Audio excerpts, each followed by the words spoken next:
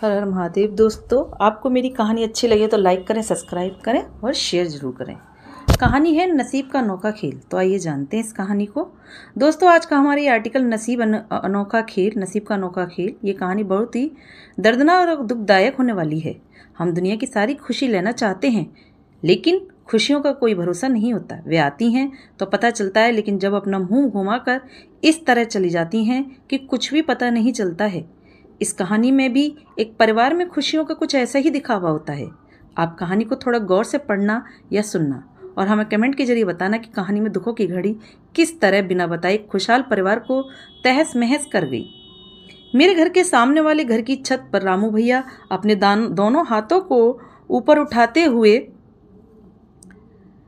कभी पीठ ऊंची करके सिर नीचे करते थे, कभी छत पर सोकर अपने दोनों पैरों को ऊपर उठाते थे। रोजाना 2 से ढाई घंटे सूर्य नमस्कार, सूक्ष्म व्यायाम करना, योग करते थे। उनकी छत पर आने से पहले मैं अपनी छत पर जाकर उनकी प्रतीक्षा करता था और उनके साथ साथ योग करता था। उनके इतने खूबसूरत और फिट होने का यही राज था। उनके जैसा आकर्षक शरीर पाने के लिए उनके साथ मेहनत करने लगा। उनकी पत्नी पल्लवी भी उनकी ही तरह खूबसूरत और फिट थी और इन दिनों वे पेट से यानी गर्भवती थी। बच्चों के चिल्लाने से उनको बहुत नफरत थी। जब भी बच्चे खेलते हुए चिल्लाने लगते तो पल्लवी भाभी उनका डांटने के साथ बहुत सारे लेक्चर भी सुनाती थी। मैं ये देखकर हंसने लगता था और बोलता, क्या भाभी, आप भी बच्चे हैं, खेलेंगे तो शोर भी करेंगे, इनको क्या फर्क पड़ता लेक्चर देने से। थोड़ी देर बाद फिर वही चिल्ला चोट होगी। पल्लवी, मुझे नफरत है इतने शोर से, घबराहट होने लगती है इन बच्चों के चिल्लाने से, इतनी तीखी तीखी आवाज में जो चिल्लाते हैं।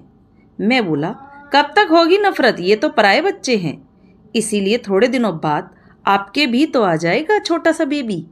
मेरी बात को अनसुना कर घर के अंदर चली गई। क्या पता बुरा लगा होगा या फिर शर्म आ गई होगी, तो चले गई। मैं जब भी उनके घर जाता तो भाभी, आइए देवर जी, बैठिए, पानी पीजिए, मैं चाय लाती हूँ। एक दिन भी ऐसा नहीं गया होगा कि बिना चाय पानी के लौट आया।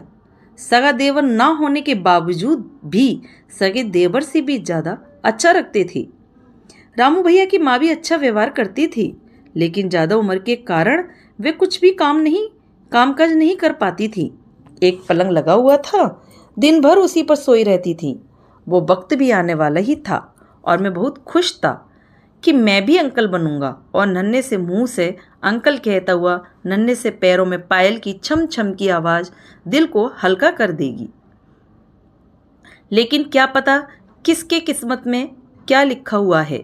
रोज की तरह आज भी मैं छत पर योग करने गया, लेकिन रामू भैया छत पर कहीं दिखाई नहीं दिए। मैंने सोचा कि उठने में लेट हो गए होंगे, आ ही जाएंगे 2-5 मिनट में, और मैं अपना योग करने लगा। लेकिन देखते देखते आधा घंटा हो चुका था। तभी छत से नीचे उतरकर रामू भैया के घर गया। घर के बाहर वही बच्चे खेल कूद कर रहे थे, जोर जोर से चिल्ला रहे थे, लेकिन पल्लवी भाभी उनको लेक्चर सुनाने नहीं आई।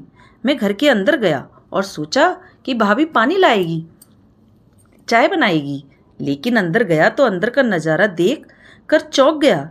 रामू भैया की माँ अपने पलंग पर बैठी, लेकिन दोनों पैरों के बीच सिर और आंखों से आंसू की बूंदों की टपक को देखकर, और रामू भैया घर के कोने में दोनों पैर लंबे करके बीच में सिर रखकर दोनों हाथ अपने माथे पर और जोर जोर से रो रहे थे।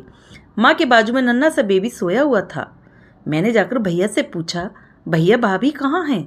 बाहर बच्चे चिल्ला रहे हैं, उनको लेक्चर सुनाने नहीं आई और मुझे चाय पानी की भी नहीं पूछा। इतने में माँ जी बोली, नहीं बेटा, कैसे बताऊँ बेटा, तुम्हारी भाभी अब कभी लेक्चर नहीं सुना सकती और ना ही अब तुम्हें चाय पानी की पूछेगी। मैं उस मासूम बच्चे की तरफ देखकर एक गहरे दर्द के साथ अंदर से लहूलुहान हो गया। बच्चे के आने की खुशी तो जाने कहाँ गायब हो गई और भाभी पूरे घर की खुशहाली लेकर न जाने कहाँ चली गई। तो दोस्तों, देखा आपने एक पल में आने वाली खुशी कैसे चली गई। वीडियो अच्छी लगे लाइक करें, सब्सक्राइब करें। धन्यवाद।